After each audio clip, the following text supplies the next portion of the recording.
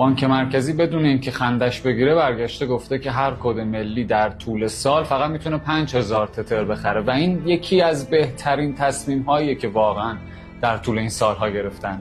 چرا؟ چون اینجوری مردم رو مجبور میکنن به جای تتر از صرافی ایرانی پاشن برن یه رمزارز دیگه بخرن، مثلا BNB، مثلا سولانا، بفرستنش به کیف پولشون به هر میزانی که میخوان و اونجا از طریق صرافی‌های غیر متمرکز تبدیلش بکنن به تتر.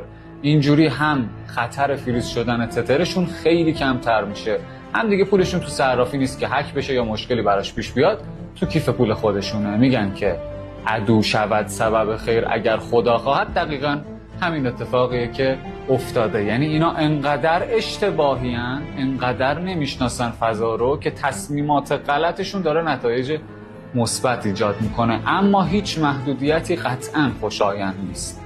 ما میدونیم این محدودیت 5000 تتری برای شهروند عادیه، وگرنه شما هر چیزی رو که تا الان سهمیه بندی کردید برای دوستان خودتون سهمیه نامحدود ایجاد کردید. اون آدمی که از ترس تورمی که خودتو ساختی همیشه میره به بیت کوین و تتر پناه میبره محدودیت 5000 دلاری داره، وگرنه دوستان و آشنایان شما که روزانه میلیون ها دلار توی همین صرافی های سوگلی خودتون در حال مبادله رمزارز هستن. و کلام آخر، از وقتی که واریز روزانه به صرافی ها رو محدود کردید، دلار تا الان 2 برابر شده.